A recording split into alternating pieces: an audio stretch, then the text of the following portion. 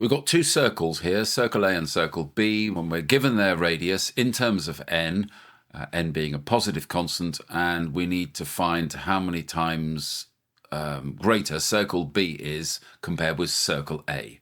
This is a scale factor question. So there are our two circles, circle A, circle B, with their two radii. These are not drawn to scale. So I can say that the length scale factor going from A to B is equal to 129n divided by 3n. The n's will cancel, and 3 goes into 129 43 times.